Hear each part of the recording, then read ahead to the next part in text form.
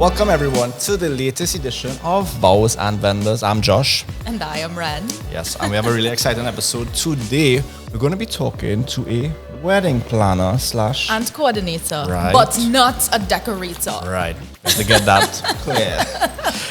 He's a wonderful person. We did a lot of weddings with him already, and I must say, no complaints. Everything was on point. So, let's introduce our guest for this episode, Shizard Ali from the Event Element. Hi, I'm Shizard from the Event Element. Thank you for having me here. It's great to have you here. It's a different scenery that I'm meeting you all under, and Yes. I'm grateful for this opportunity. Less so stress thank you. in the scenery. Yes, less stress, and I'm not running down people with paper like, you need to be here, and you need to be there. Definitely. But yes. So Shizard, tell us, the Event Element, what does this company entail? So, Event Element is a wedding and event planning and coordinating company. We specialize in planning your events and coordinating. We also offer ushering services, and very soon, as I was explaining, we're going to go into a little bit of decor very soon. But for now, it's primarily planning, coordinating, and executing your event. Okay, nice. How did you get involved into this aspect of were you always involved in the wedding industry, or is it something? It started from, firstly, I grew up, my parents' home is located next to a mosque. Okay. And it started from there, Okay. where every time they have things in the mosque, they will automatically come home by us for something. Okay. And it started with me going and helping them. And then from just helping, me taking on and be like, okay, well, I will do this, I will manage this, and I will do this. And this was like when I was like 8, 9 years old. Oh, wow. And then I've always loved weddings. Always loved weddings. So from the time anybody in my community or family will get married, because I have a big family, plenty weddings, I will always be there to specifically see when the decorator come and help. And then it grew from that to when I got involved in school and I started doing school events. Okay. At school, I was very involved in a lot of extracurricular activities and always putting on events and Christmas plays and Diwali and everything I was on stage for. Right. So you've spent basically almost your whole life in and around events. In and around events, yeah. That's really cool.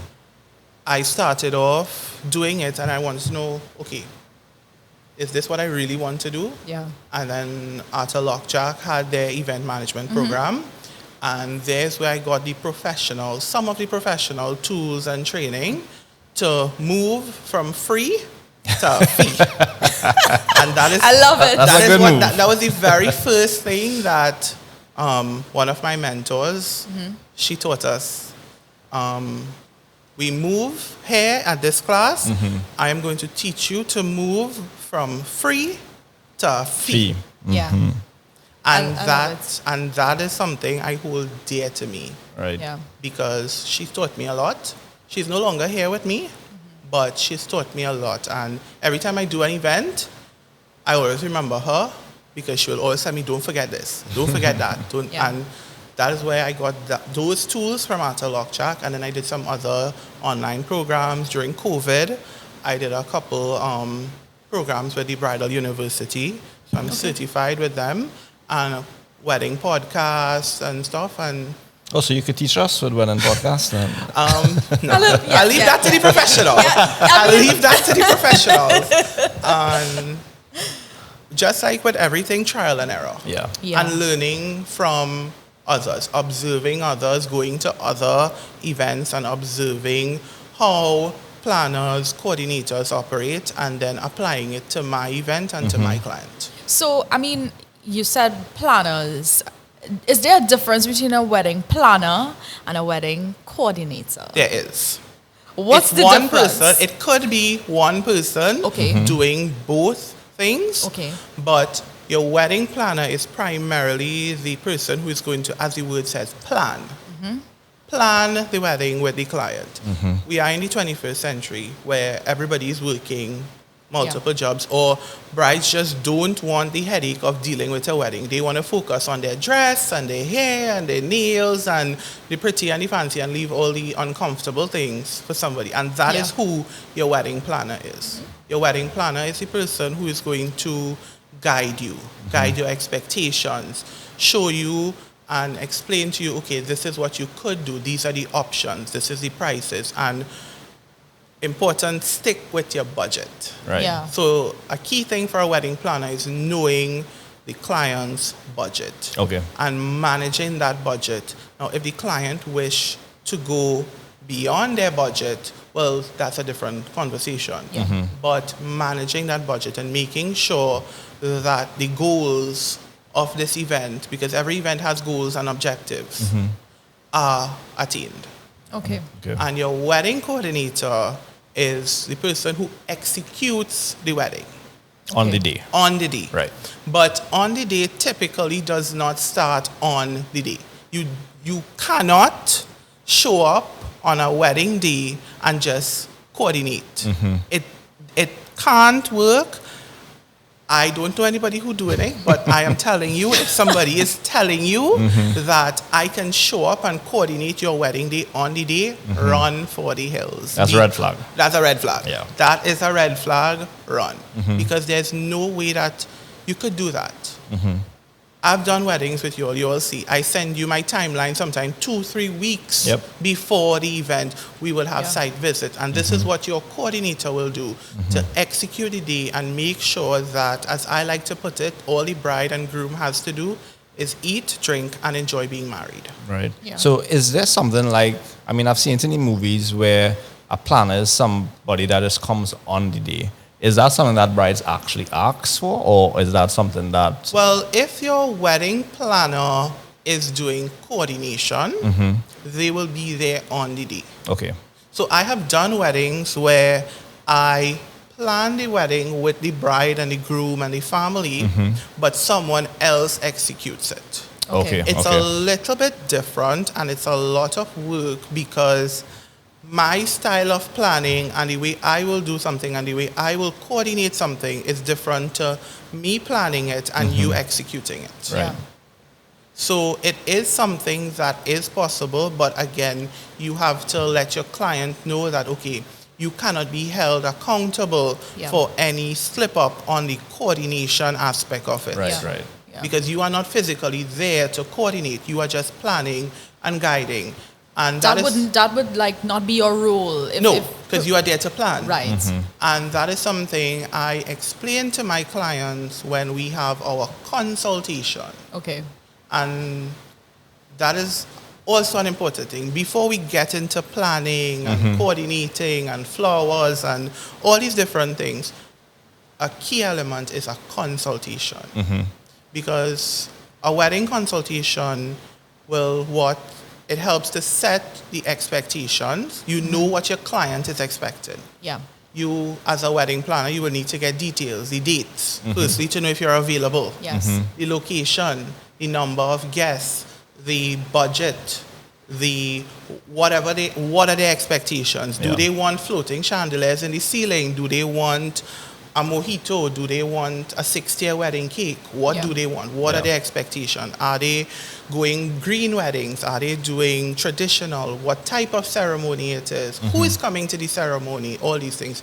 And this is what the consultation comes in. Before you go into planning, and coordinating, and timeline, this consultation is what basically sets your framework. It's like your job spec. Yeah. So From a professional standpoint, do you, I mean, yes, I know you've mentioned that it has happened before where you plan and someone else executes. But from a professional standpoint, is that something that you would recommend? No. Do you think it could leave room for a lot of mishaps to happen? It can, and it has. And that is something I no longer do. Because I did it once, and there was mishaps in terms of coordinating. Yeah. And that is something I don't want to have my brand attached to. Yeah. Because, as you all are probably aware, the slightest thing, they wouldn't blame the person that's coordinating, they're going to blame you. Yes.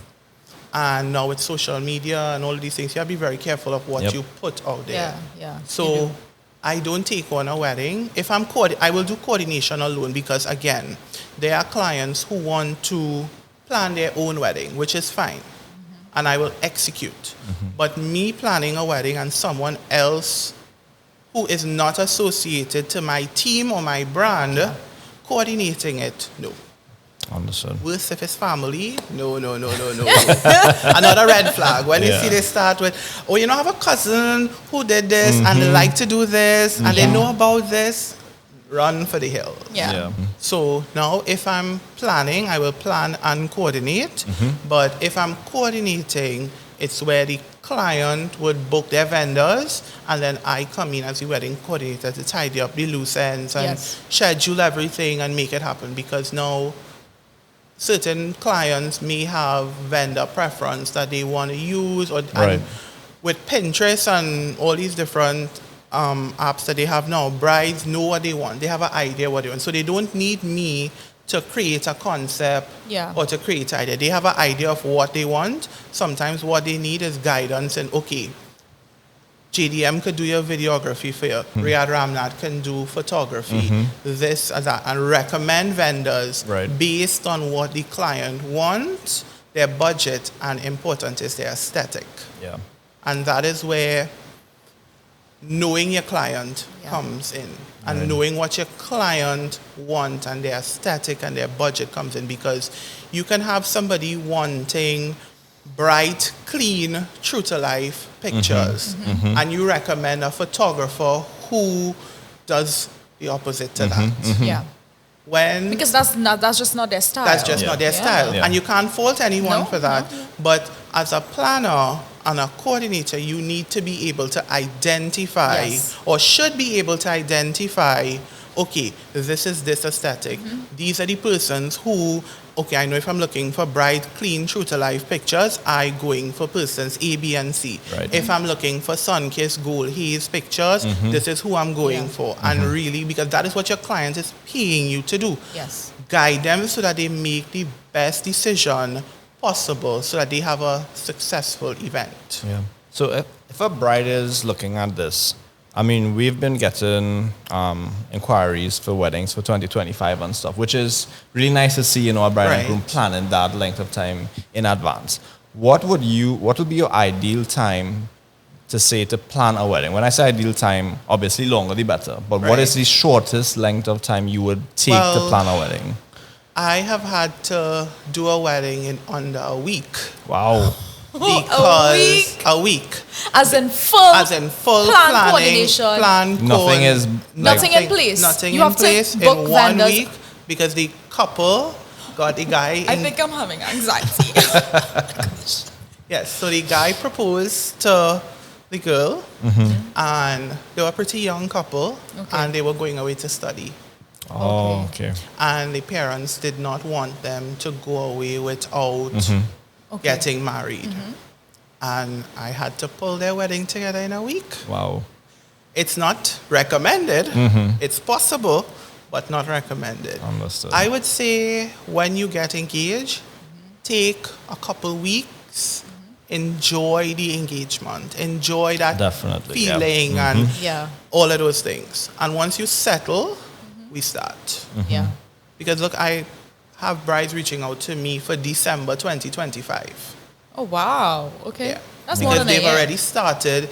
They know what, and again, it goes back to the era that we're in. Brides know what they want. They, on social media, they see stuff. Okay, I want this. I want that. I want the next. And they are very adamant about it. And they know that, and if it's one thing I always encourage and tell my clients, if you know you want specific things and certain things, book it early. Book it early. And you have the guarantee, effect knowing that, okay, I book this person and we sign a contract. If they decide to go for the hills, you have a signed contract that you can take them to court with or get a refund or whatever the case may be. I just want to piggyback on what you said there about enjoying the engagement. That's one thing we could actually attest to, that when we got married, that was something that was really nice for us. Like that entire Yeah. planning. I mean, you planned your whole wedding. Yeah, We didn't. so I we didn't planned know. my We didn't wedding. know you. No, we then, so- didn't. We didn't. And we But- weren't as immersed in the industry Yes. either. Yeah. And I feel like within the last couple of years, weddings have changed. It has. Like, it is so much more elaborate. The attention to detail is so much more there than it was before. So yeah, Yeah. we did. I planned my wedding, but I made it fun. I made the planning parts of it fun. So we made it like a family thing. So when we had, going Side to try visits, on, side trying visits, it was clothes like a on. whole thing. So we enjoyed that. But on the day, I knew I could not coordinate my wedding. So I did have someone just kind of manage the timeline and stuff like that. Because let's be real. I mean, brides, sometimes you think you could do everything, but You really, can't. You You can't. physically can't. You So can't. imagine this, right? You are the bride, you plan everything, and you think you could execute. The makeup artist is doing your makeup, the hairdresser doing your hair, but nobody has a floor plan. Yeah. And the person who comes to set up the wedding cake comes at the same time. Who is going to tell them that, okay, Where? the wedding cake is going on the left side of the stage and the podium goes on the right? Yeah. Yeah, true. And that is something, that scenario is what I paint to my brides. Right. And I was like, okay, you tell me who is going to do that. And when they start the talk of, well, I have a cousin or I have a family, I was like, but you are inviting this person as a guest to your wedding. They want to enjoy it too. No, but that sometimes it's their excuse. No, they're there anyways. Yeah, but they want to enjoy themselves. But one, they want to enjoy themselves, and two, they don't have the experience to be able to execute. I mean, great if you have like a family member that does have Yeah. that capability, but most of the times that is not the Not case. it. It's just and it as a creates passion. more, and it creates more chaos. Yeah, because yes, liking something and knowing how to do it Yeah. properly is Yeah. two different things. Okay, yes, I like photography and videography. That's fine. But give me a camera. I don't know how to shoot. yeah, But I like photography. I wouldn't go and tell you, Joshua, hire me to shoot one of your weddings. I wouldn't do that, right? yeah, So you, again, it's based on what the client wants. Right. yeah. There are brides and grooms who know, okay, this project is beyond me. Yeah. This is what I want. I want someone to do it. And that someone is me. That's where I come in. Right. Yeah. Right. To be able to show you, okay, your budget is X, Y, and Z. For your budget, you can get A, B, and C. If you want to go beyond your budget, we could do this. And it's never about what I want. Yeah. I am an invisible person here. It's what you want. Yeah. So you tell me, I want a 6-tier wedding cake. Okay, I will get quotes for you for 6-tier wedding cakes.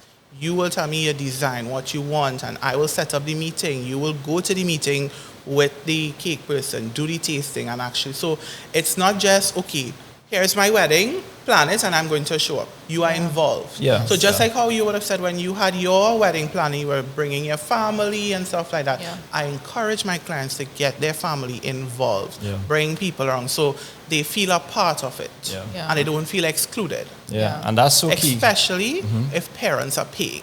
Ooh. Okay. Yeah. Especially if parents are paying, they want to know, okay, I am spending this, this is where this is going. Yeah. So But- that's important. What about okay, on that point with parents paying, do you find at points in time is because parents are paying, they may become a little bit too involved in the planning course. aspect of things? How do you manage that? Yeah. Right, so There's a touchy one. managing that is an experience. I cannot tell you there's a book, Yeah. Right. or there's an author, or there's a program, or there is a course to manage that. You as an individual, and it comes down to you as an individual, have to understand that, yes, this is a wedding day. Yes, it's the bride and the groom's day, but it's also about the parents. It's also a dad and a mom giving their daughter away to someone. Right. It's also another dad and mom receiving someone else's child, and there is emotions attached. I am sure you could probably attest with your own wedding. There was so much emotions. it was beyond you. Yeah. So you have to be able, and this is what I explained to my brides and groom. Yes, I know you want A, B, and C, but your parents want X, Y, and Z. Let us find a way to merge A, B, and C and X, Y, and Z so that everybody is happy. It's happy, Yeah, yeah. Understood. And when I explain like that to them, they're like, okay. And, well, I am not married, but I have a lot of married friends, and they say marriage is about Compromise. giving and taking. Yeah. Yeah. So it starts from there. It's a good learning. Yeah. Good space to start. To start. To learn. A little giving and taking. Okay. Yeah. Mommy wants me to wear her veil from her wedding. Okay, I'll wear her veil from her wedding, but I'll take it out after a certain point in time. Right. Okay. Daddy wants to make sure that we have white oak in the bar. We have white oak in the bar. Yeah. We will have champagne and prosecco too, but we could still have white oak in the bar Yeah. and make it happen.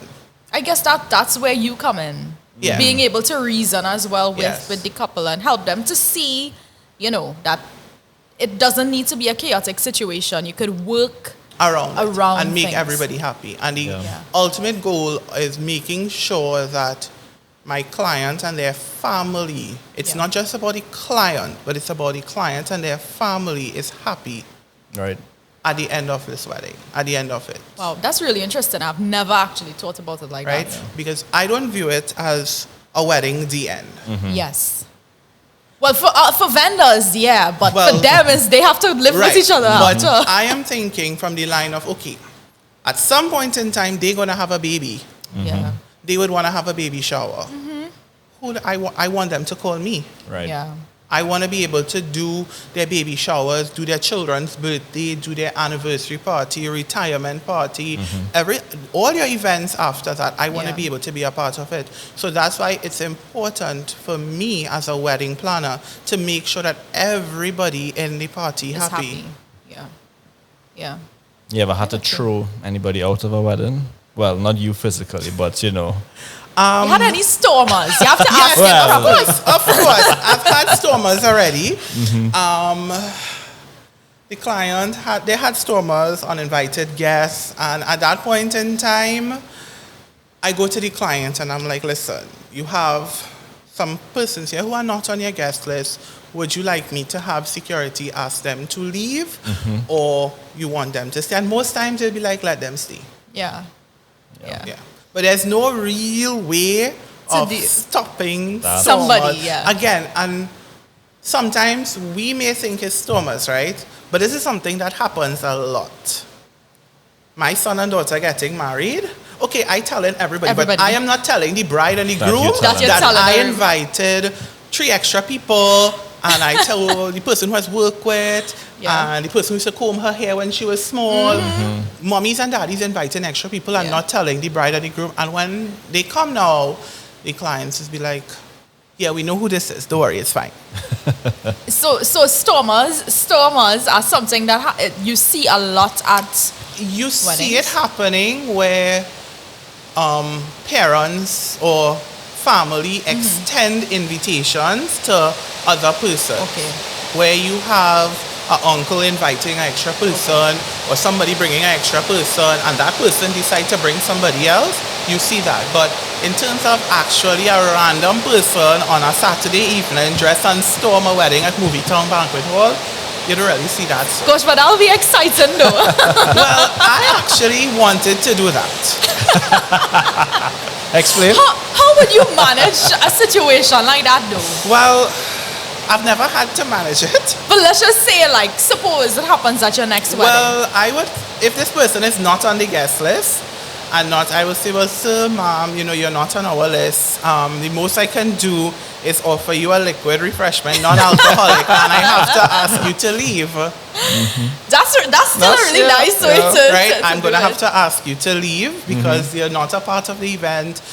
Your name not on the guest list. Nobody here knows you. Yeah. I'm going to have to ask you to leave. But that is actually something that I wanted to do when I had just finished Blockjack. Okay. At that point in time, I was seeing a lot of big weddings on social media. Yeah. And I wanted to get into it. I wanted to get in. I wanted to see what it's like. And I was like, how do I get into these people's wedding? How do I get in to see? And that is where I started to dig up and research and figure out, okay, this is the decorator. And that's where I started to work with Curtec Creations. Okay.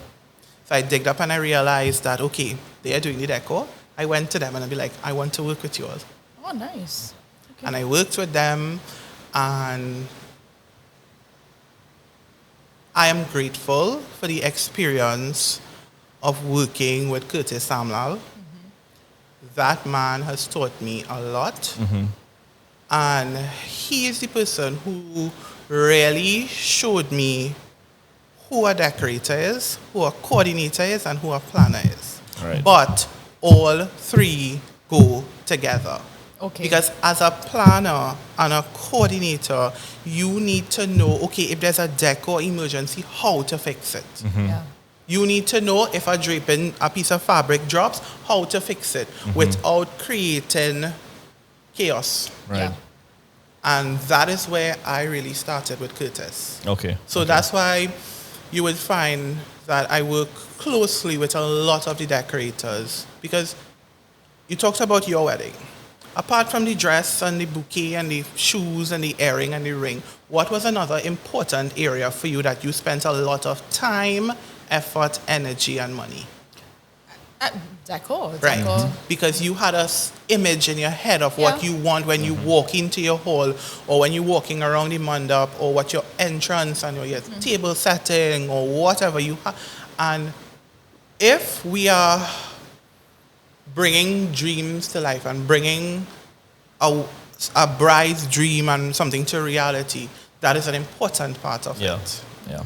And that is where I see there's a little bit of confusion, where the decorator gets mixed up as the coordinator and the planner, and everybody get roped into one. Yeah.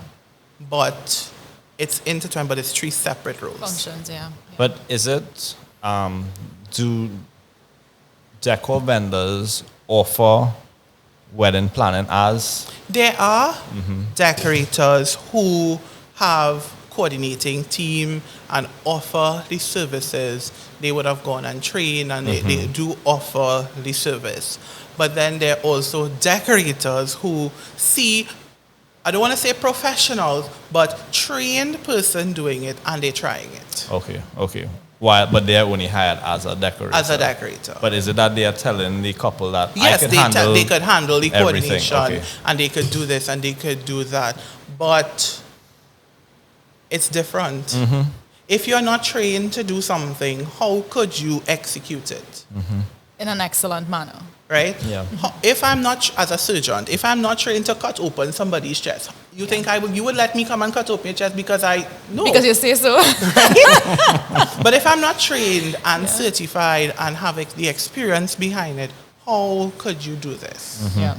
So as it pertains to the bride, when it comes to like planning a wedding, how close are you to them in the sense of, do they feel that they could call you at 3 a.m. on any given But day? I have actually had a bride call me at 3 a.m. a morning and tell me, Shizard, I think I forgot my shoes home.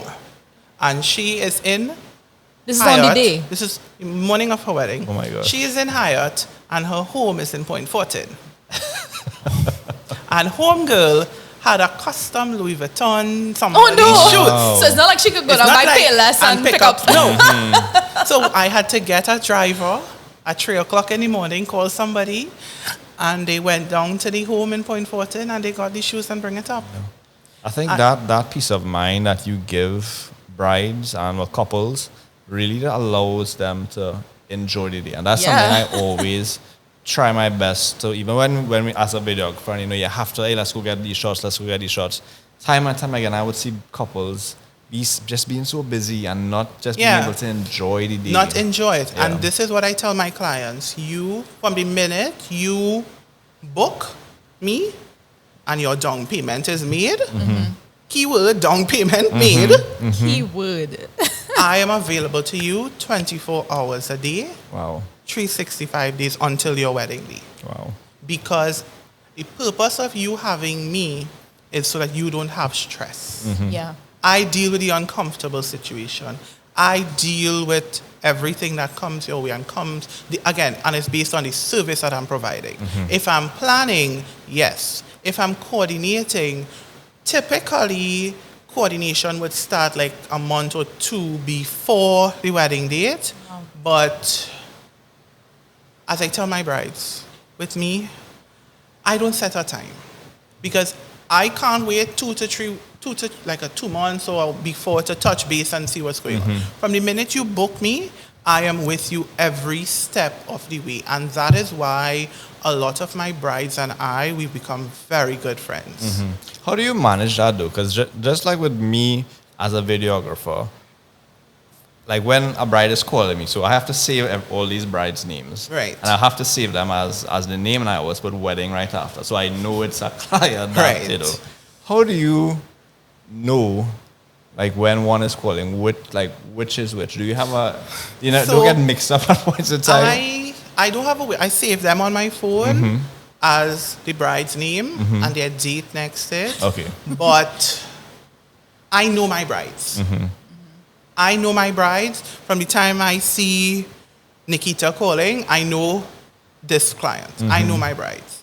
That's why, again, my brides and I, after their wedding is finished, we become good because sometimes I'm talking to them 3-4 hours for the day. Right. 3-4 times for the day. We meet several times. Sometimes we meet up for coffee to discuss this, that, the next, and the other. And we develop a really good relation. Some of my past brides are like my really good friends now. Okay, nice. So, But I do have a fear of forgetting somebody's wedding.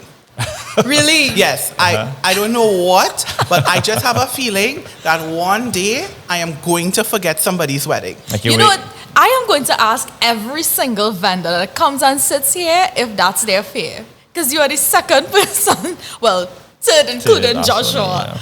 to say Yeah, that. I just have a feeling that I will forget somebody's wedding a day. And yes, I will write down everything and have my calendar and everything, but I How just... could you forget though? Because you are different from any other vendor that you are literally Day by day. talking Yeah, to these and people listen. all the time. A couple days ago, a decorator called me. Shizard, I'm at Grand Marquis. What time are you getting here?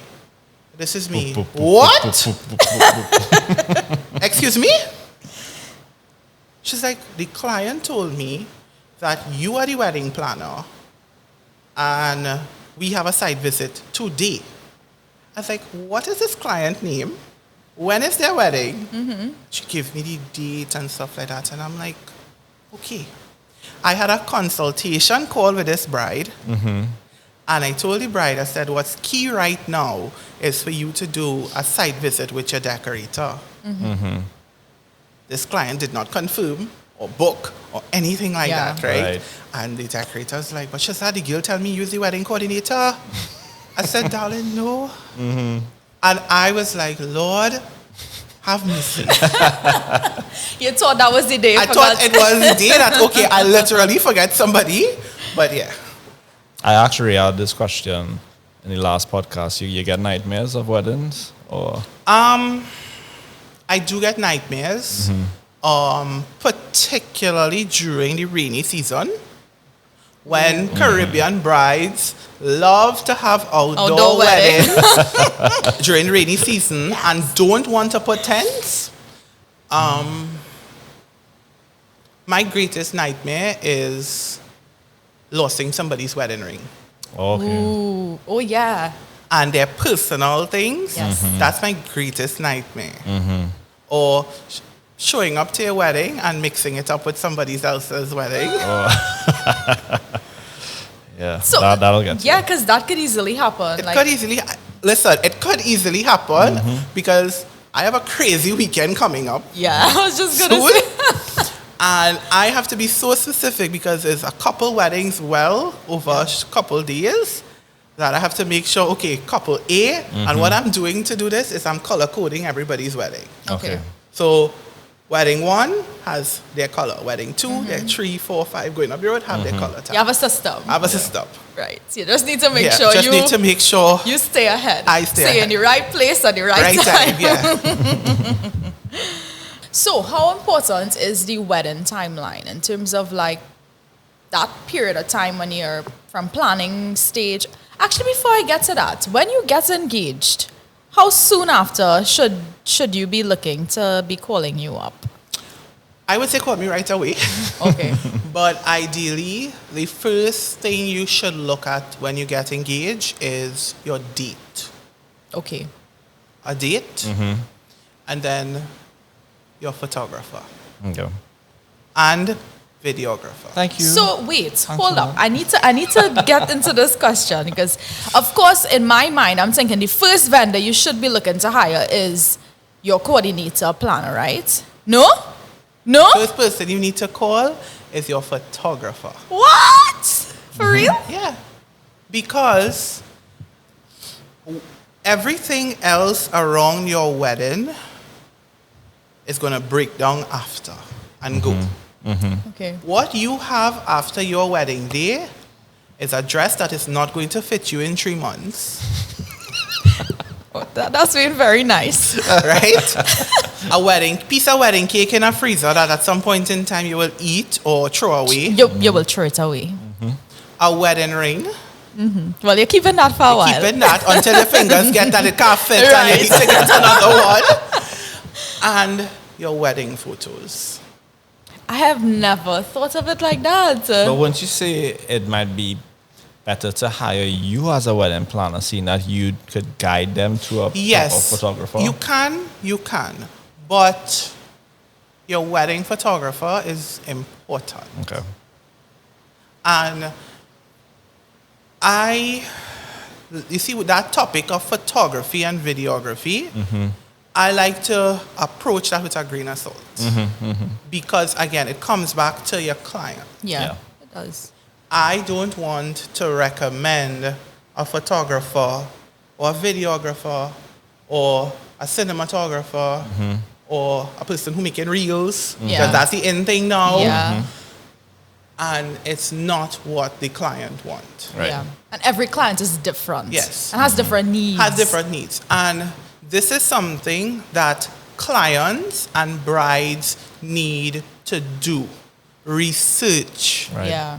Do your research. Yes, I am here, and yes, we are here to guide them and support and whatever, but research is important. You as a bride need to know what you want. Okay, if you want swans, if you want this, if you want that, if you want a chocolate fountain, you need to know what you want. And only when I know what you want, then I can give you what you want, or a piece of it, or as close of a version to it, again, based on your budget. Right. And that's a really interesting point because you are really bringing their ideas and dreams to life. To life. It's not your ideas It's not and my dreams. idea. It's not because my idea for ideal wedding is going to the Red House and getting married and taking that money and jumping on a plane and going somewhere. I'm with you. Right? That's my idea for an Yeah. ideal wedding. But we all can't do that. Yeah, agreed.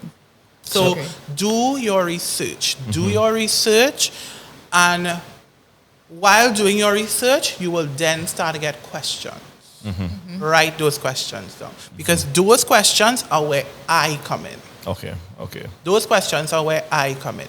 So look at your photographer and start to think of some venues. Start to think of Okay. where you want to get So married. photographer, then venue is And, yeah. next. And then yeah. after, I will come in. Okay. Okay. Now, I am not But saying before all that, you still have to have a date in mind. you still have to have a date in Yeah, mind. because don't go to your Because- photographer without a date. Without a date. You can't come to me and say, well, okay, I'm thinking about getting married. My first question to you is, what is the date? Any vendor, that's their What is the first date? question. I need to know what is the date. Okay, Yeah. if you tell me I am June the 25th, okay, June the 25th I'm booked. Yeah. Or I'm available, or I have tentative bookings for that day, or whatever, the date is important. Yeah. And again, I mean, I know with certain religious practices, you need to consult with Yeah. your religious leaders to get that date and whatever is your auspicious date and time and stuff like that. So do those things. And then start. And then start. Okay. So that when you call me or you'll be like, okay, I'm getting married on June the 25th. Right. Are you available for that day? Yeah. How far ahead? I'm very concerned about the food aspect now because I really like my belly. How in terms of like booking, how soon or far away from the wedding?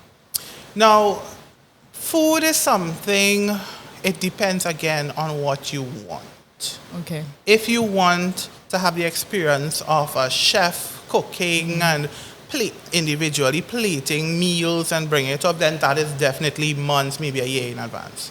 Okay. Right? But if it's a caterer or multiple caterers, again, it's all on what you want. So if you know, and that's where your research comes in. Okay. That's where your research comes in. To know, okay, I want Passage to Asia to do paneer and naan for me. I want to have KFC bring in chicken for me. I want Starbucks to bring coffee and brownies. I want doubles. I want corn soup. I want samosas. I want arepas. Whatever you want. Yeah. But knowing what you want, and then we could book it. So I would say in terms of booking a caterer and food and stuff, roughly about 6, 8, 4 months, between that bracket before Okay. your wedding. Okay. Not a month before. Not a month. I mean, as I see, I did it in a week. Yeah. It is possible. But if you have specific If things you have want specific from, things, then you need You to, want- yes. yeah. And then obviously, you have to do tasting and Yeah. let them know, okay, I want this to be tweaked, that. And when you have special requests, for instance, there are some clients, again, religious practices, meats need to be halal. We need to refrain from certain meats. We need to not cook with alcohol. I've done weddings where they need to not cook with salt and garlic, and there were specific persons who dietary requirement, they couldn't have garlic, they couldn't have Okay. salt, they couldn't have pepper, they couldn't have this, they couldn't have that. And so those things really need to be taken into consideration. Okay. But you could only know that when you know how much When- people you have coming to your wedding. right. And you have to Because- add at least a 20 for stormers. Right. And then, well, but you need to know, again, this is where your research, and this is where during that period where you're enjoying your engagement, you start to think, okay, Yeah. am I doing 200? No, Yeah. 20, no, 40, 50, and yeah. Yeah, because 40 and 200 is two complete. Yeah, yeah. It's like Yeah. planning two different weddings. Yeah. So as it pertains to the actual wedding day timeline, is there any advice you would give to brides to, because we all know weddings most of the time don't run according to the Correction. time. My weddings, okay. as you know, my weddings run on time. Yeah. So And what you all is- could attest It to does. that. So what is the secret for that? Well, that is one of my trade secrets. Okay. That if I go to share it, Okay. Don't share it. It's not share. Yeah. But what I will say is when you're thinking of, okay, photo session, portrait session after the wedding, if the photographer tells you, I need an hour, cater a little more than an hour. Yeah. And factor that into your timeline. Yes. Right. And this is where having conversations with your vendors coming and knowing, okay, my videographer is booked from 8 a.m. to 12 a.m. or p.m. or whatever time, Yeah. right? And knowing that, okay, between this time, we need to be able to get dressed, do the ceremony, get pictures, party, throw bouquet, throw gata, last dance, first dance, everything. And Yeah. because you know what you want covered. And that, it's so important, though, that brides and grooms, this is something to take into consideration, the timeline, because beyond just, the things that you want to happen on the day, there are certain vendors that are hired for specific Specific times. Yes. And yes, some of them may offer the service of, going extra hours, but in a case where that's not an option for whatever reason, maybe perhaps it was not discussed previously, you don't want to have, you may be like, all right, I want, up to like when they do the bouquet toss captured, but you do that after, you're Yeah. not, it's out of the timeline. Everything needs to flow. Yeah. So basically, when a vendor receives my timeline, it reads and spells every single thing, every single detail, everything that has to happen, minute by minute. And he's Yeah. also put each vendor's numbers as well as if you need to, Yeah, let's put that and that's an important thing. And I know there are people who say I will be calling down their phones 20 times, but listen, if you need to be here for 2 o'clock, at 2 o'clock, I should not be calling down my phone. Hey, Joshua, where are you? Yeah, yeah, At 2 o'clock, you are supposed to be here. yeah.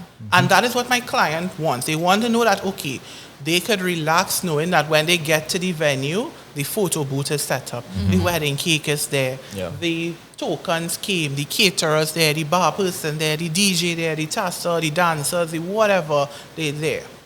And that is why I send that timeline out to vendors roughly about a week or so before the wedding, given the size of the wedding, of course. Okay. And let them know, okay, do you have any questions? Yeah. Okay. Is these times okay with you? Yeah. What do we need to tweak? And if they say, okay, Shazad, listen, this bouquet toss 9 o'clock. This need to come up to 8:30 because we are cutting off at 9 o'clock. Okay. Then I will go to the clients and be like, okay, based on the package that you took with the videographer or the photographer, they are locking off at 9. So I'm suggesting let's bring Do that. this up Yeah. a bit. Or if you want to go extra hour, well, then that's a conversation we can have. Yeah. Yeah. So what are some red flags you would give to couples when choosing a wedding planner that may not be the wise decision to book them as it pertains to... All in one shop.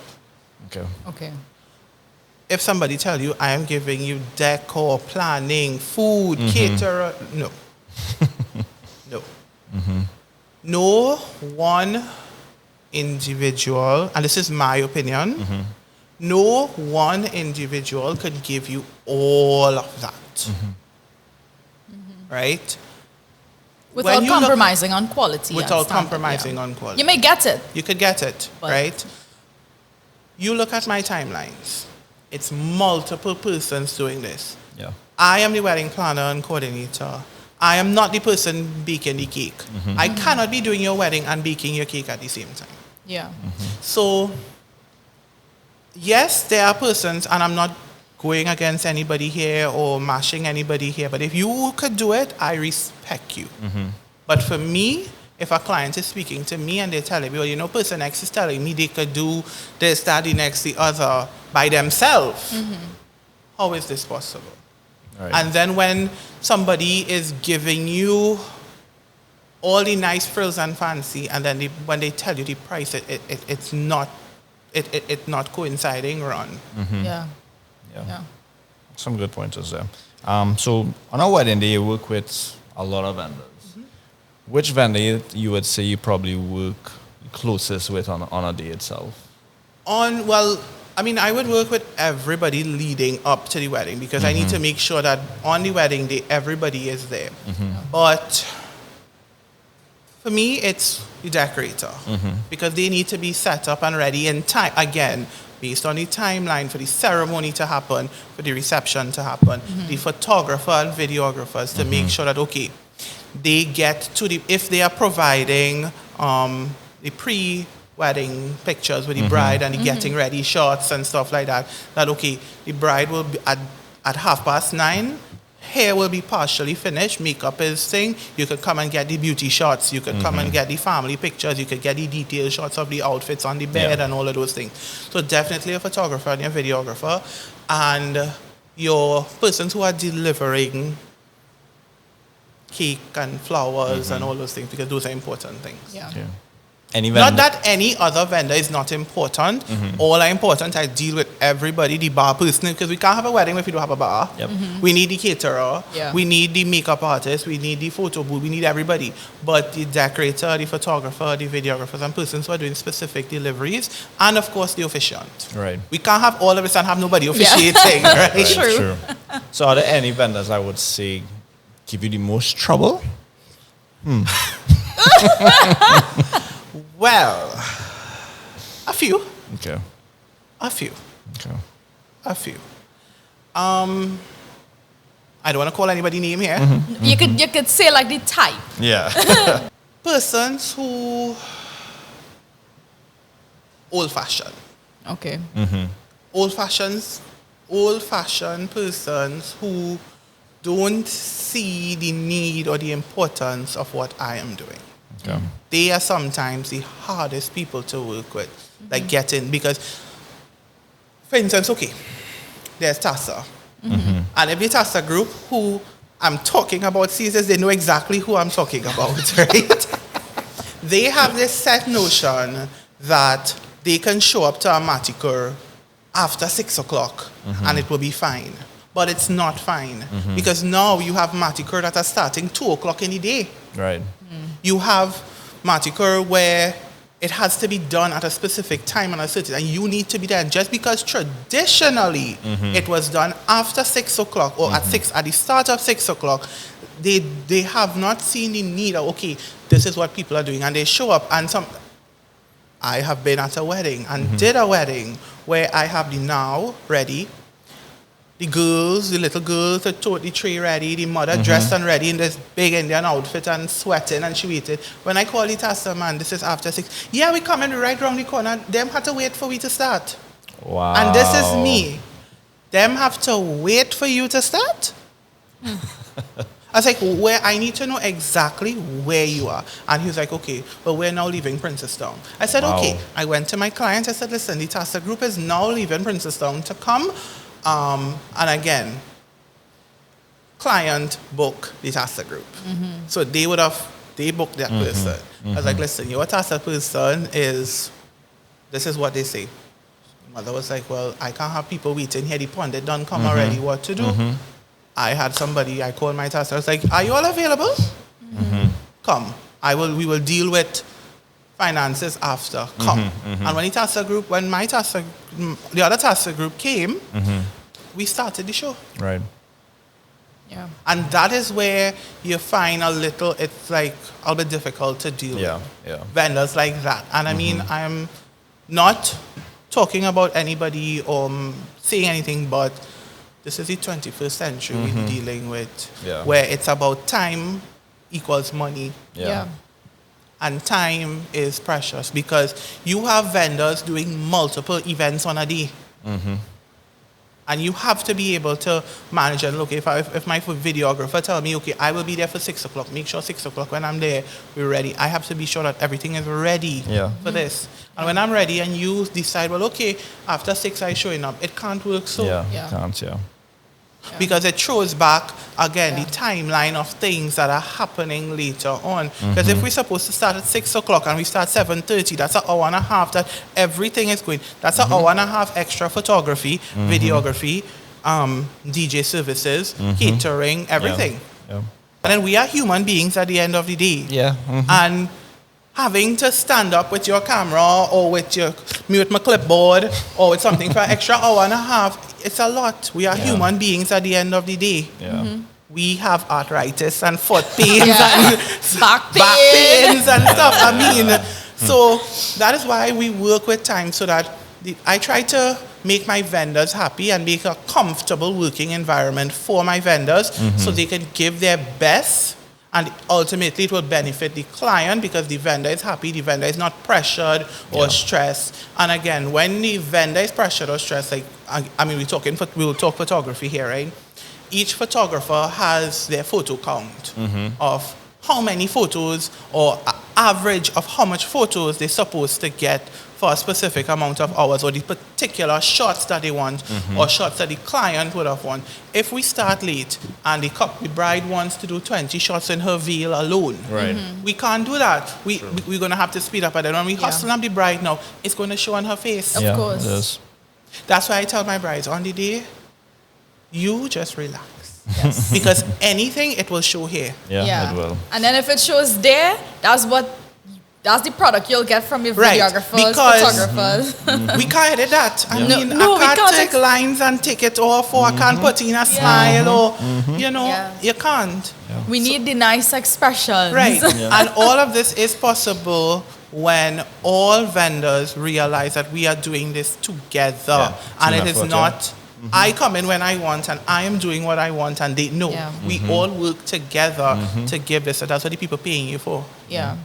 So one thing I've noticed in the wedding industry that is something that could actually hamper the wedding industry in a bad way is when persons charge a very low price for a large amount of services. And I mean, we're in a business world, so I know persons would do that obviously to make money. To get more clients. Yeah, but it has an effect. I mean, and it's so broad. It's not just, I mean, I've seen it on our side with photographers just all of a sudden becoming videographers as well and giving up one deal package with photo and video for a very small price. And it affects the wedding industry. And I've seen it in other parts of, as it pertains to other vendors as well. Shizard, tell me, what's your thoughts on that? Well, that actually affects me a lot because recently I had a conversation with a couple for a 5-day Hindu wedding. And I explained to the couple what it is, the number of staff and the details and the number of persons it will take to go into this. And they proceeded to tell me that their decorator is giving them a coordinator for the 5 days for $1,500. That's US. TT, I wish. I mean, I wish. TT, I asked that question. I was shocked because the man was like, yeah, my decorator is giving me one coordinator for the 5 days for $1,500. I was like, TT, pounds, euros? Yeah. And he was like, no, TT. Wow. So I got a bit offended there because I just had a full conversation with you and explained to you what I am going to provide to you. And if you know that you are coming here with this, then why waste my time? Yeah. Why waste my time when I could have been doing something else? So I started to ask the vendor, the client, sorry. I said, okay, he's providing you with one coordinator, right? How is this one human being going to check on food, this, that, the next, and he proceeded with like the vendor told him that all the other vendors would be responsible for themselves and sort out themselves. And I'm like, okay. I was like, you need to realize that this is a recipe for disaster. Yeah. Yeah. Because you cannot spend Morby price and expect to drink champagne. Your expectations must meet the financial aspect of it. And I always believe in paying for quality. Yeah. And particularly where photos and videos are concerned, as I said just now, after the wedding, every single thing goes away. Because the flower they would have used at your wedding, they're using at another wedding down the road. Yeah. Right? The charger plates, the napkins, the everything, it's going to be reused. What you have after your wedding day is your wedding photos and album and video and stuff. Look, up to date, I look at my mommy's wedding pictures. And that is, my mommy and daddy were married over 30 years now. And my mother wedding photos, they spent a lot of money back in the day for it. But it is still clean and crisp, although she looks completely different. Right? The photos are still very clean and it's still, it's not faded or anything like that. So I will say to brides where that is concerned, really give it some thought. Yeah. Do your research. Do your research. There's nothing wrong with calling a supplier and asking them to speak to some of their past clients. Yeah. Or this is where reviews come in on social media. Right. And ask people, okay, we would hear something on social media or we would see a fight in a school or something and we will find all the information about it. What happened there, whatever. Take that same inquisitiveness and find out about vendors. Yeah. Yes. And if you are asking a vendor a question about a package and they jib in and they can't answer you, run. Run. True. Call, inquire, ask. Ask people. videographers and photographers and decorators and planners and everybody in the industry post pictures of the bride and the groom from their wedding. Send them a message. Hey, you use so-and-so photographer. How was your experience with them? How was your experience with this person? How was your experience with that person? And hear what they would say. And then if they tell you, well, listen, it was the best experience ever, you decide, do I want to go that way? Yes. Right. And then it goes back to you knowing what you want Yeah. as a bride and as a groom, what you are willing to spend your money on. So if you know, okay, I am having this grand, lavish decor and I want photos, spend the money on the pictures. Yeah. Spend it on the video, spend it on things. Yes, everything else is important. But again, after the wedding, what do you have? Yeah. So true. Well, Shizard, you have given so much wisdom in the past 1 hour. I want to say thank you so much for being a part of Vows and Vendors podcast. Let people know where they could find you. You can find me on Instagram, on Facebook, and on TikTok. Do not judge my TikTok. I am now trying that out. Disclaimer. But Instagram and Facebook, the event element. And once you type up on Instagram, wedding planners, you will see my page will come up. And my number and email is on there. You can give me a call, send me an email, and as always, as I tell my brides, my vendors, anyone, you can call me any time of the day and night. I always have my phone with me. Yeah. Yeah, definitely. And like I said at the beginning, we could definitely vouch for Shizard. We've done weddings with him, and it has been on time, which is a important thing. But just the overall experience with him.